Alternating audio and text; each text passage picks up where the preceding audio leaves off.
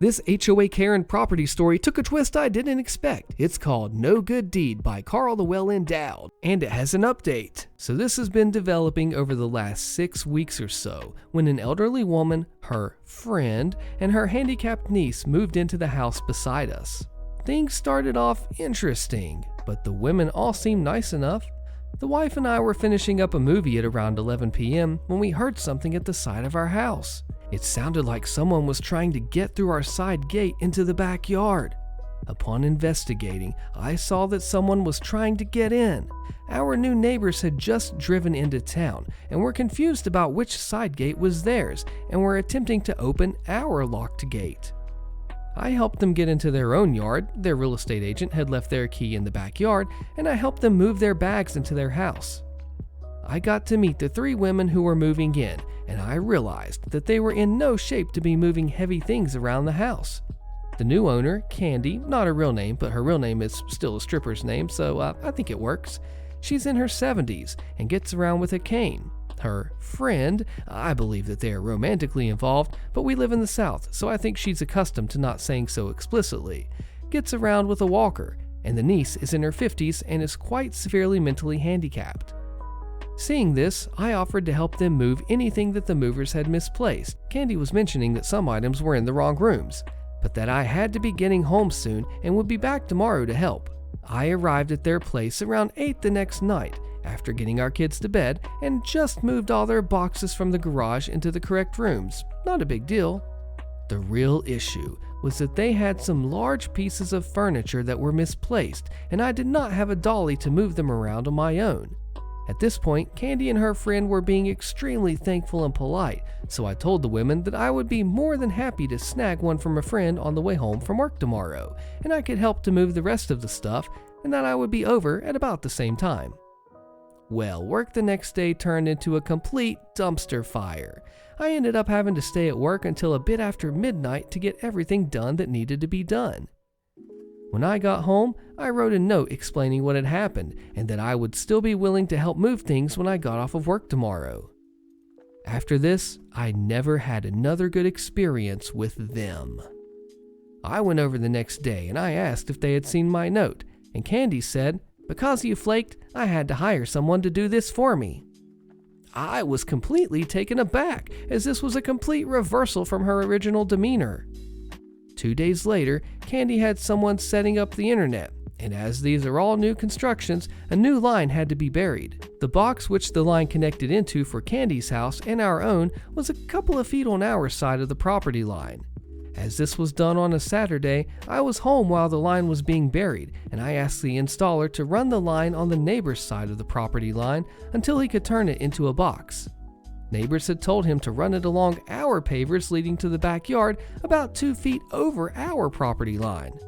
I'm sure he did not realize that he was on our property, but Candy did. The next week, we got hit with a fine from our HOA for leaving dirt from work on our property in our neighbor's lawn.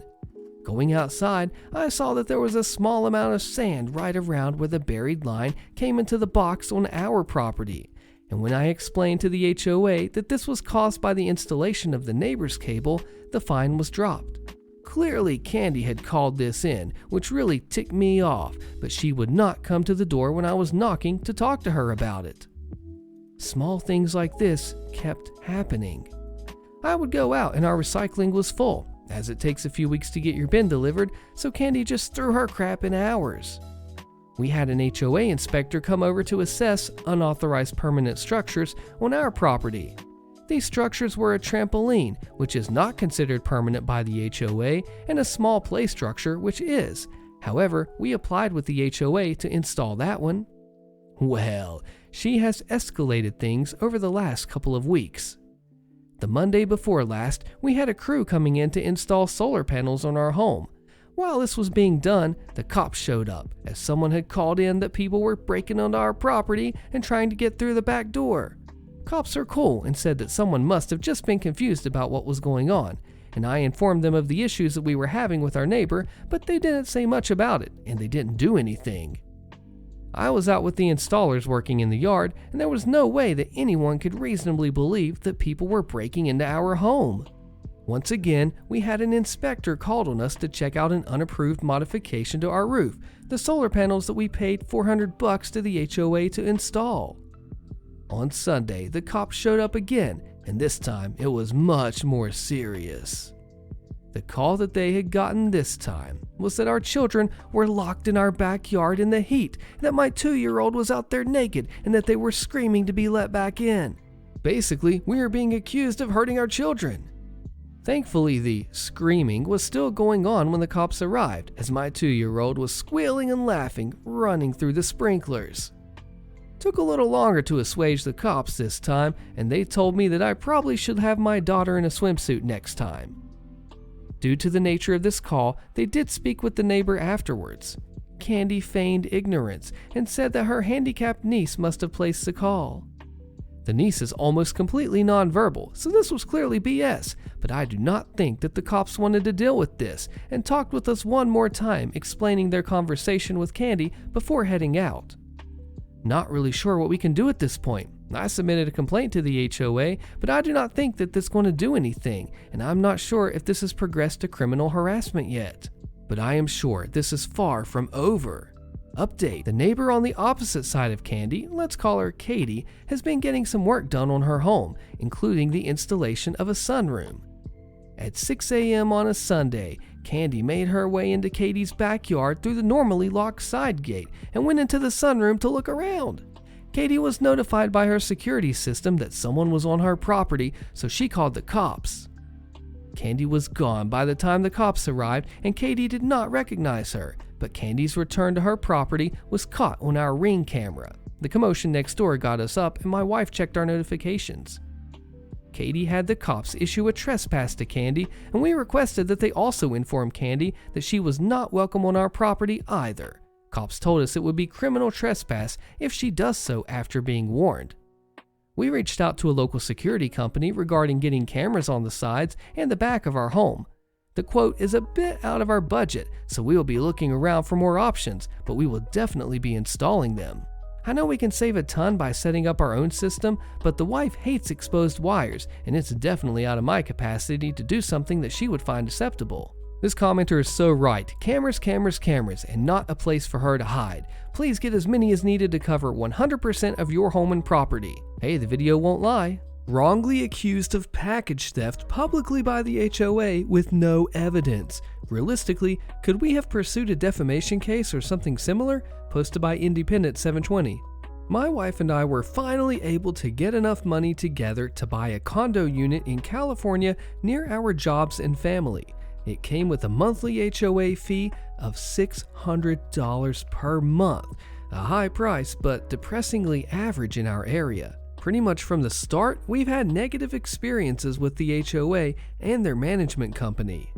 Both of our cars were towed the day we moved in. I won't completely put that on them, as there are plenty of signs saying that cars without a permit would be towed. However, both we and our realtor told the HOA in advance what day we'd be moving in, and our realtor did mercifully help us recoup the towing costs. Received multiple written warnings that we would be fined if oil leaking from one of our vehicles in our assigned spot was not promptly cleaned up. The picture they included as evidence of the spill was not of our assigned spot. Despite an immediate response from us, it took more than a month and a second written warning for them to acknowledge the mistake. Plumbing work requested by another resident was incorrectly assigned to our unit, despite us telling the plumber that came to our door and emailing the HOA management company that day. We received a bill a month later of nearly $200 for the service call. It was only because we had a screenshot of a message that the HOA had sent acknowledging the clerical error that we got the charge dismissed. Following the plumber's visit, they had deleted the message thread admitting the error from the portal. All this was just the precursor. Since we'd moved in, there had been ongoing problems with package theft. The complex is gated, both for cars and pedestrians. The mailboxes for the units are located in 2 main subterranean garages, and packages from all services, except USPS, are often left on top of the metal mail containers. There is no secure package delivery area. Over the course of the first year, we had almost a dozen small packages stolen. It was incredibly aggravating, but luckily nothing too big. All things that could be resent at no cost. Despite emails and calls to the HOA management company, nothing changed. And we weren't the only ones. Handwritten signs from other residents started to appear above the mailboxes, imploring people to report theft to the local police or encourage deliveries to be left at individual units. About a year ago, the tenor began to change. New typed signs appeared above the mailboxes from the HOA, instructing residents to report suspicious behavior to the HOA and police, make sounds to scare off potential thieves, take pictures, but to not confront anyone physically. It felt encouraging to see that they were taking some proactive steps, albeit still less than the most efficient measures. The theft still continued. About 2 months later, there was a dramatic update, a description of 2 suspects plus a license plate number. My wife's license plate number. It had been posted at multiple mailbox locations around the complex, claiming that this car had been seen in connection with recent thefts. Not wanting to look more incriminating, we left the signs up while we called the HOA's 24/7 hotline. It was then escalated to the president of the board, and we removed the signs ASAP. The following day, we got an email from the president claiming that the license plate was posted publicly because it didn't appear as registered to a resident in any of their documents, even though we have had an official parking permit since we moved in. He went on to say that an eyewitness had reported the car to the volunteer security committee, who later posted the signs. Thinking back a few days prior, my wife and I had both gone into the garage before heading out to the store. I had stopped by the mailbox, retrieved a few envelopes from our slot, and then I checked some packages to see if we gotten any deliveries, but did not pick up any boxes.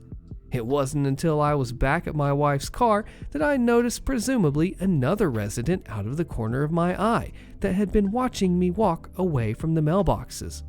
Not thinking anything of it, we then proceeded to drive out of the complex to run our errands. After some back and forth in the subsequent days, the HOA management company agreed to send out an email clarification apologizing for posting the wrong license plate. We asked if our monthly fees could be forgiven for a few months given the amount of hassle that this had caused, the way our reputation with our neighbors had been affected, and so on. The HOA board that approved the signs in the first place unsurprisingly denied that notion. It was cited that they were a non-profit HOA with all fees currently allotted to existing cost, so if we didn't make our payment, others would have to pay more. Instead, they offered us free rental of the community room in the complex for a year. Since then, the theft problem has continued. Several neighbors, including us, have asked the HOA to install a security camera system near the mailboxes. It's been ruled out as too expensive, despite a $2 million emergency fund existing. My question, after all of this, is it accurate that HOA's nonprofit status insulates them from any sort of financial liability in a sort of defamation situation like this?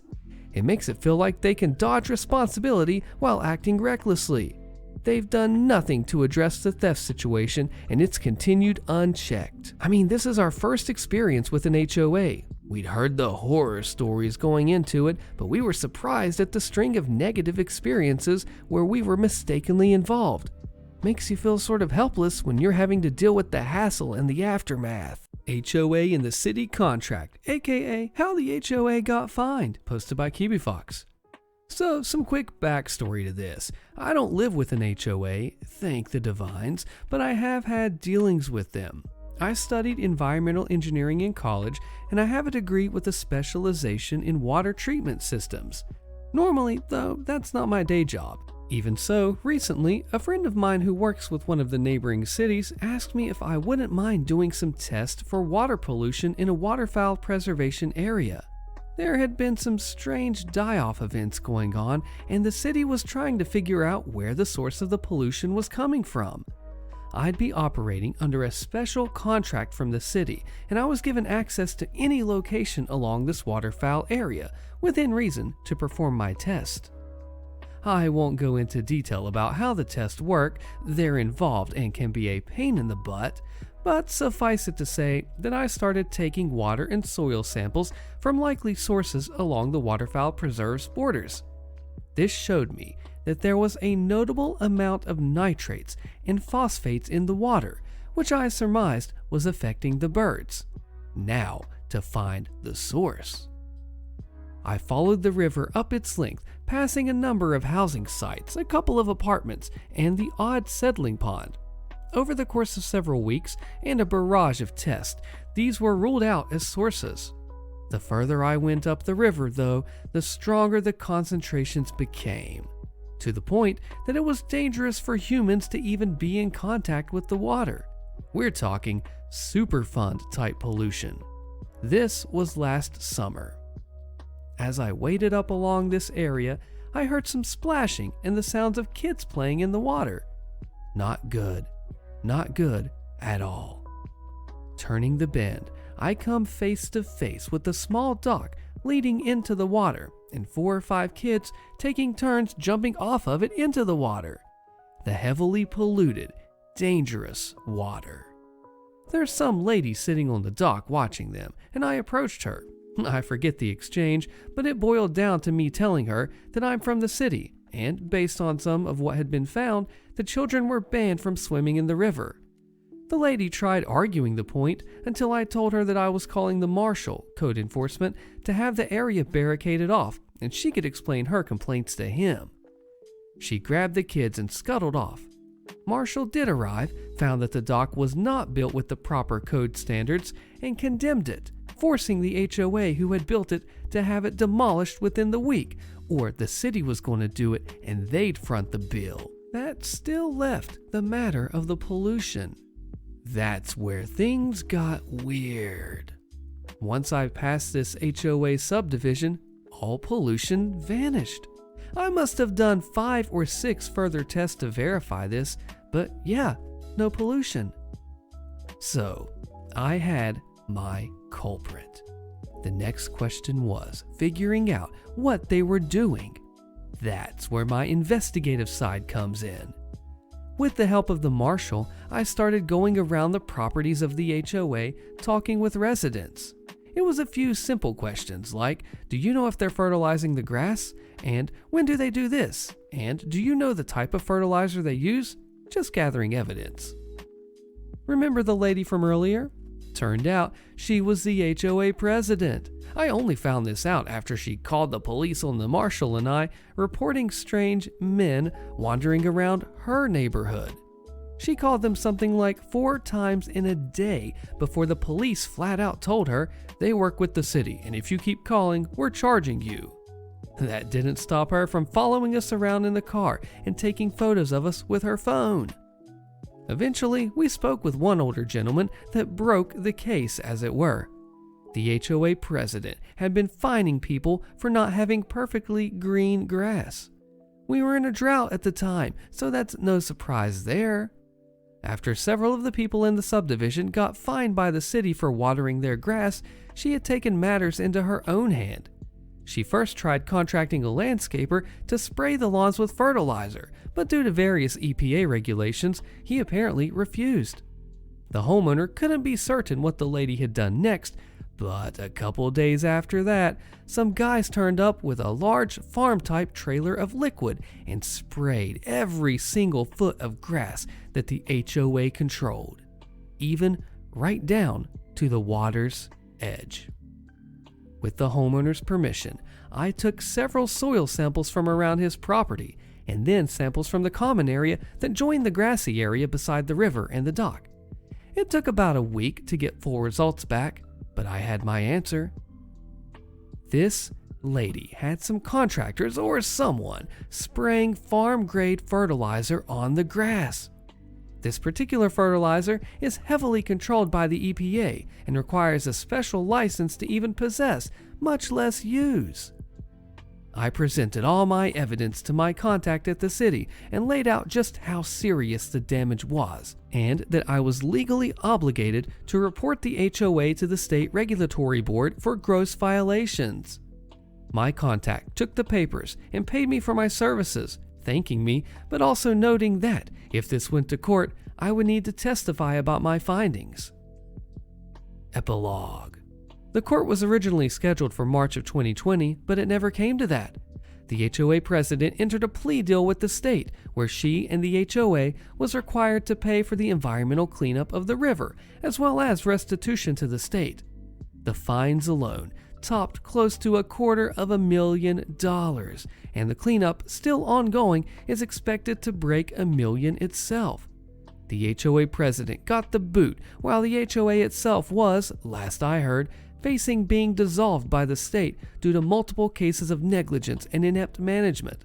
I don't know how they came in contact with that fertilizer, though I suspect that some of the charges against the HOA president had something to do with that.